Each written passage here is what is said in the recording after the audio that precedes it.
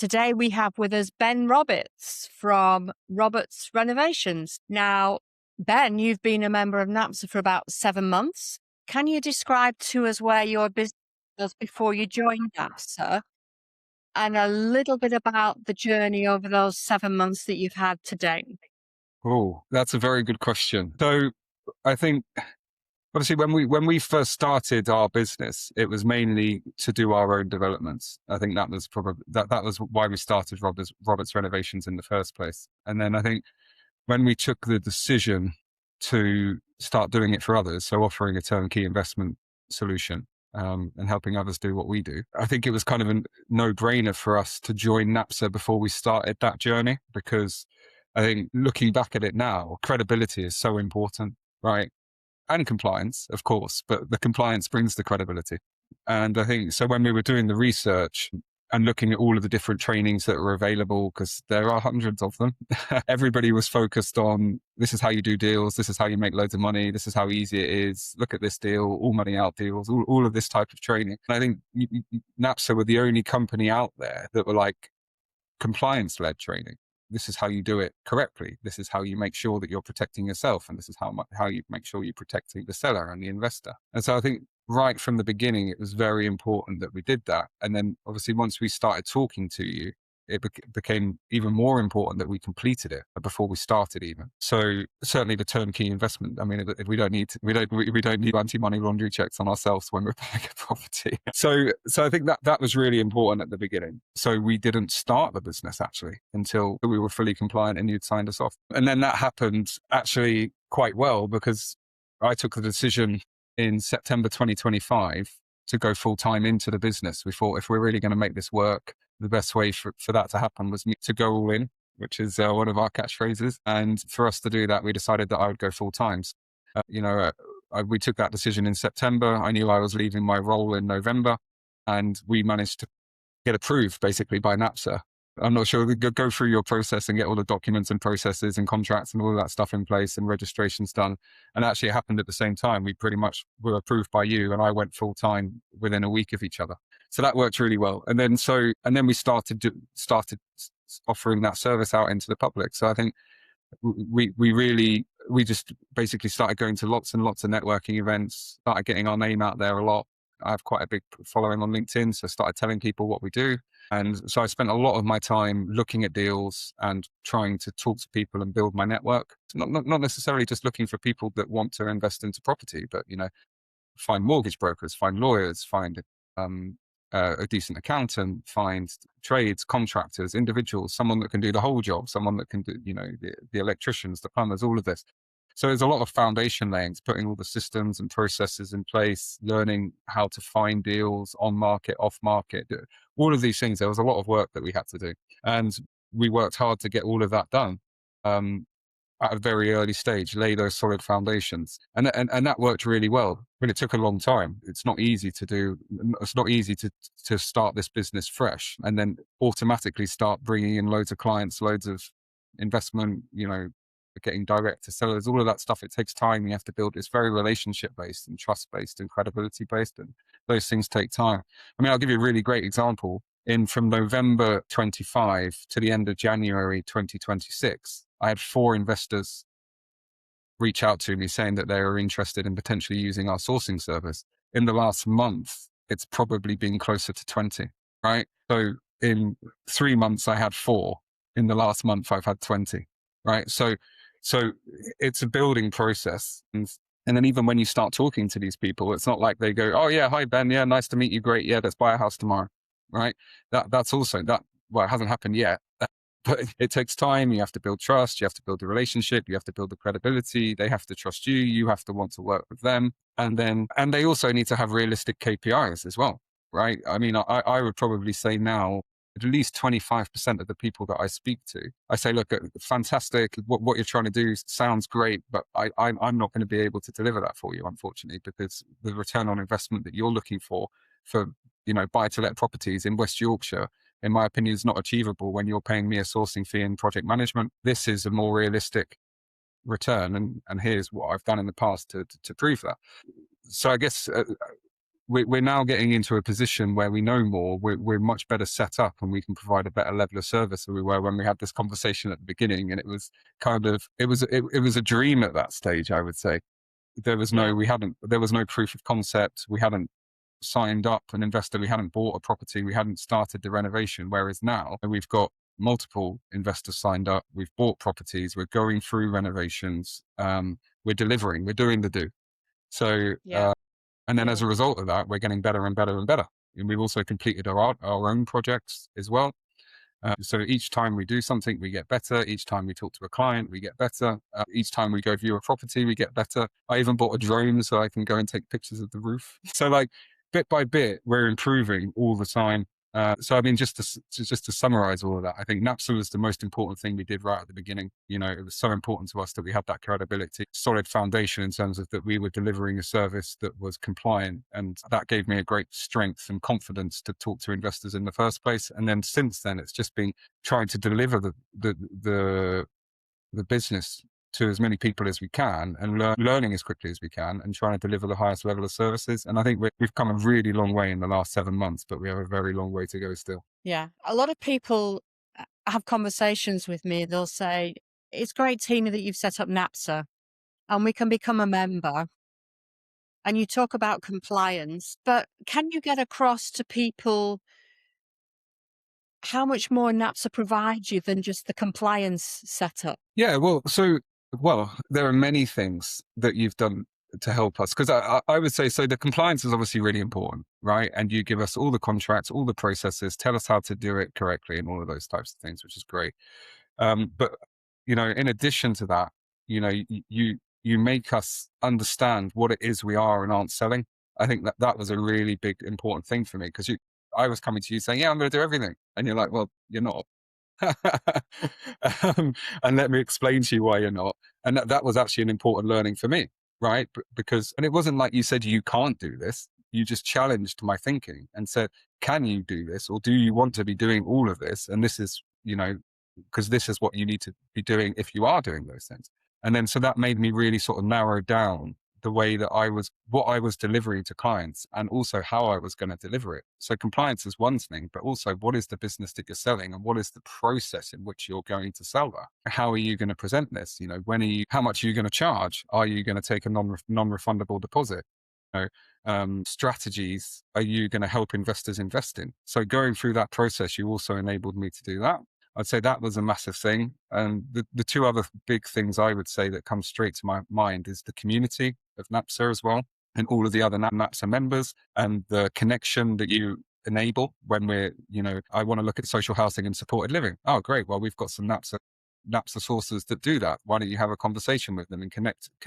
And as a NAPSA sourcer, I feel so much more comfortable talking to another NAPSA sourcer, because I know that they've gone through that compliance, and my network's then bigger. So if I'm talking to a client and they're like, I need to do a property in Barnsley, for example, because we cover West and North Yorkshire, I know someone that covers Barnsley, right? And I feel confident to pass that referral across to them, because I know that they're going to get a NAPSA sourcer on the other end of the line.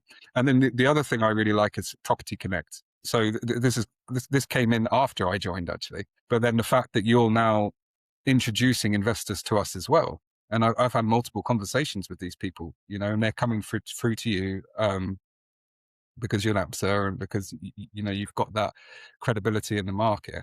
And then as a result of that, that's giving me extra opportunities to talk directly to investors in the UK and overseas. So those would be my best thing. And then the fact that I could just pick up the phone and talk to you, well, within reason, when I've got problems, Yeah. or I've got a question and I need to run something by you, and you're always available. And the rest of the team are great as well. You know, the marketing support that we get, the advice and guidance coming across to see you.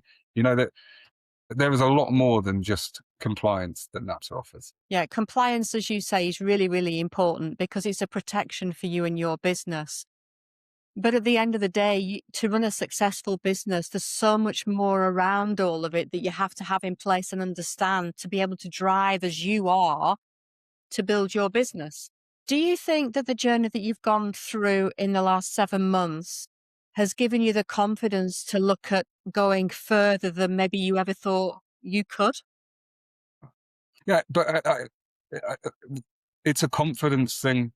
I think because when I first came in, I was like, right, if someone's got £100,000 to invest, or £200,000 to invest, or I say up to £250,000, because that was kind of the amount of money that we were paying in our cycle, then I know what to do with that, right? But then as you get more into it and you do it more and more, then you take on bigger and bigger and bigger projects. And, really not a lot changes.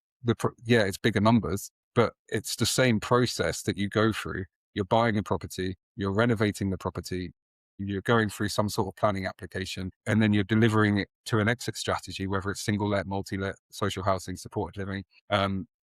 So definitely the more you do it, the more you realize you can take on bigger projects if you choose to. But then some people want to just do multiple, 10 smaller projects. But certainly I'm not scared to take on multiple projects now at the same time. And I'm not scared to take on larger projects now as well. What changes have you seen in your area, both geographical area and investment strategies, in that 7-month period that you've been building your business? I mean, I would say probably one of the biggest things is the legislation that's coming in. So certainly in Leeds, with the selective licensing program being rolled out. And then you've got the Renters' Rights Act, and then you've got this new HRSS scheme. Well, it's not new. It's an announcement of slight changes to it coming out. So that's probably been quite a big thing, not just in my area, but across the UK, right? Where certainly, I don't want to insult anybody here, but let's say the less professional landlords that haven't necessarily been taking care of their properties in the way that they need to be taken care of, or maybe that, it's just becoming more and more difficult for them, and harder work. And as a result of that, there's a lot of them exiting the market. And so that's definitely something that I've seen now, is that there are a lot more properties available from landlords that want to exit the market. And so then that then presents an opportunity. I think it's very much a buyer's market right now, right? That there are deals to be had. But that being said, you've still got to work hard to go find them. Just because there's more properties on the market doesn't mean you're going to be able to secure it at a cheaper rate. So I'd definitely say that's happening. I am sold, and modern method of more auction seems to be becoming more and more and more popular. And so that's a completely different type of purchase and a different process that you have to go through. But, obviously, the more you look at it and the more you understand it, the better you can do with that. That certainly seems to be happening a lot more. But I would say in general, there's a lot of opportunity there to do things as long as you're doing it correctly. And I think what we're seeing now is a transition to, as long as you're buying properties and renovating them to a good standard, you're going to be fine. And it's the ones that aren't doing that are going to struggle. So I think now what the government wants to do is make better houses, right? I mean, that's the end goal, right? I mean, everyone can say what they want to say, but really what they want is better houses for people, right? How they're doing it and all those things. There's a million opinions, and I don't know enough about it to really comment on it. But I think really it fits in well with what we're trying to do. We want to make sure that everything's EPCC. So that's what we've been doing since the beginning. We want to deliver to the upper quartile of the rental market, right? That doesn't mean high-end, super expensive kitchens. It just means nice homes that people want to live in, or that I would want to live in. And then I only want to work with people that want to do the similar thing. So I do see the problems, and I can understand why people are leaving the market, but I then see the opportunity, and it motivates me more rather than demotivates me. Now that you are where you are 7 months in, with the experience that you've got and that confidence level, are your plans for the next 6 to 12 months the same as they were, or have they changed? Oh, I think from the sourcing business perspective, not a lot's changed. We wanted to do 20 deals in the first year, which is quite an ambitious number. And I think that would be great if we can achieve that. I think we're on track to sort of maybe do half that, I would say. But certainly I think we'll sign up clients that would take us onto that if we started from now. I think that's definitely achievable. But the one thing I would say has changed is our own development plans. So where we were sort of looking at buy-to-lets before, we were going through the process of doing that. Now, as I'm looking at it more and more, I'm starting to look at bigger projects. So HMOs, or multiple HMOs, or multi-unit freehold blocks, because we can. And actually there are good deals to be done there too. So I would say that my understanding of that area has grown a lot, and my ability to do those deals has increased. And then that can then pass back to turnkey solutions business as well. I know in the information that you sent over to me that you said that one of your key goals is to look at social housing and the supported living sector within Yorkshire.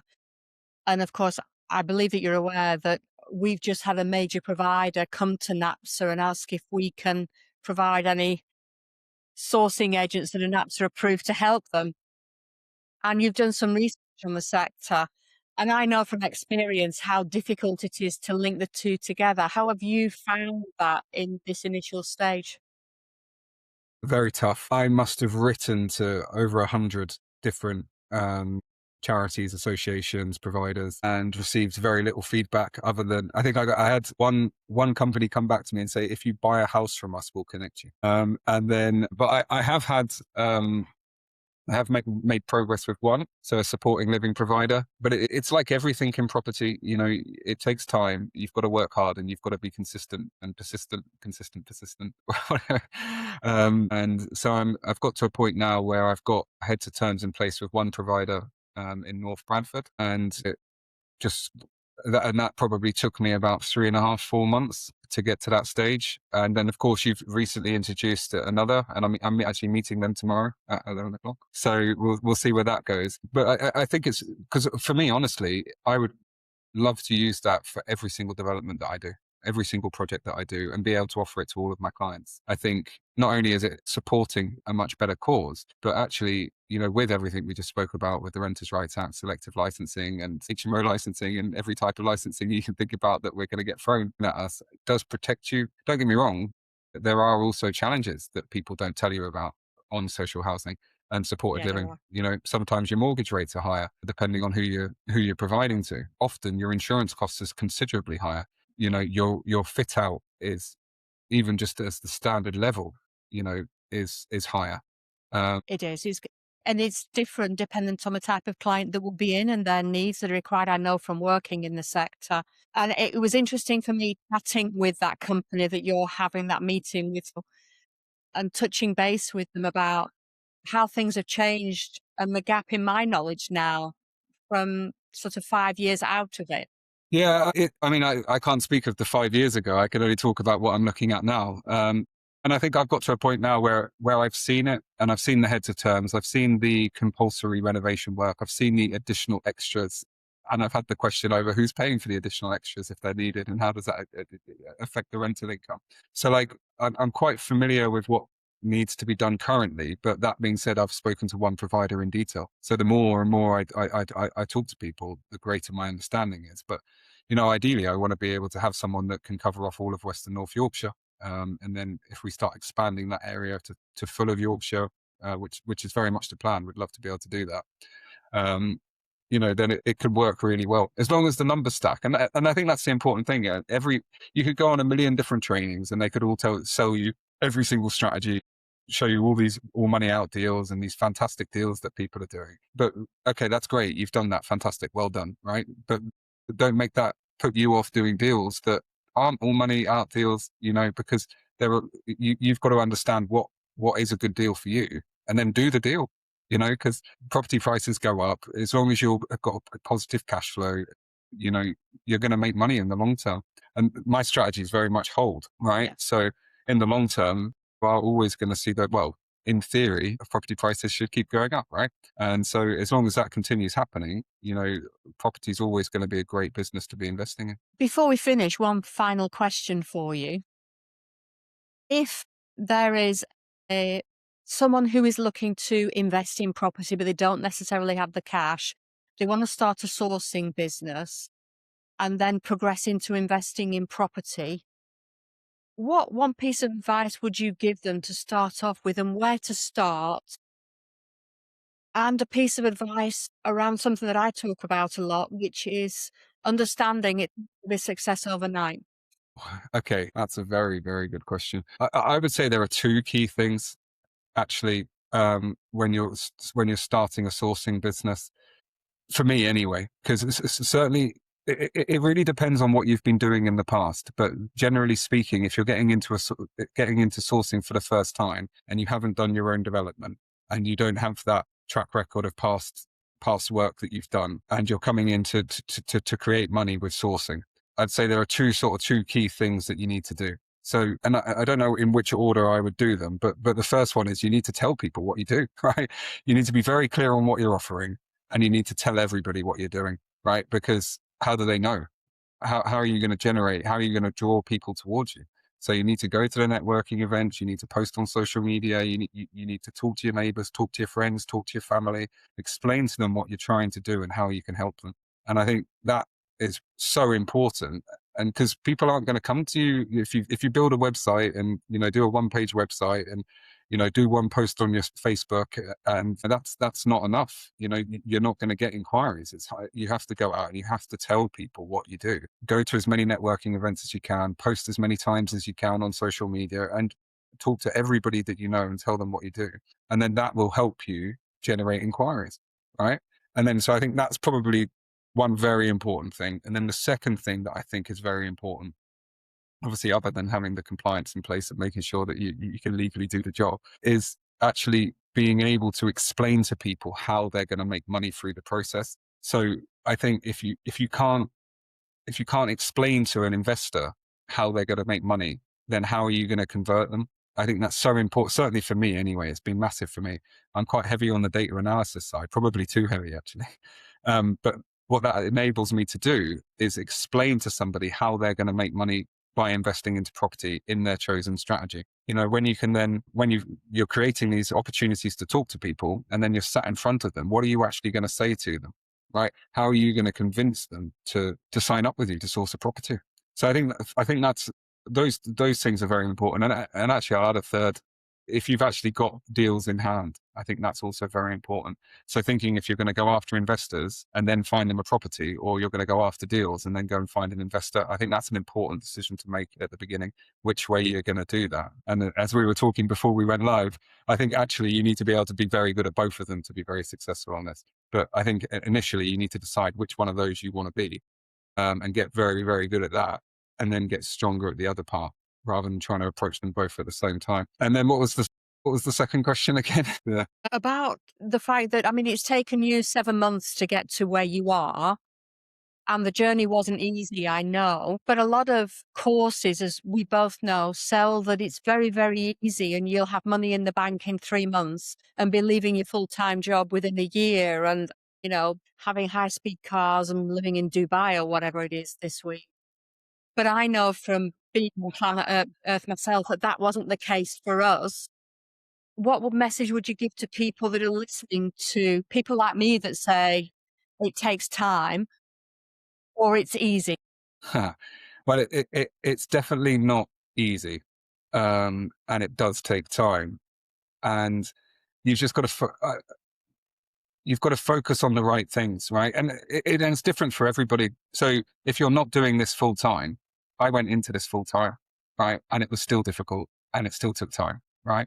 But if you're not doing it full time, you've got to focus on the things that are going to deliver on your end objectives, right? So if your end objective, and so you want to find investors, okay, so what is it that you're going to do to find investors, right? And do them, right? You've got to do things, and if you've got a full-time job and you're doing, 30, 40, 50 hours a week, how many hours are you going to be able to dedicate to this, right? So you need to decide how many hours you're going to be dedicating to it. What am I trying to achieve? And what are the actions that are going to help me achieve those things? And then do the actions, right?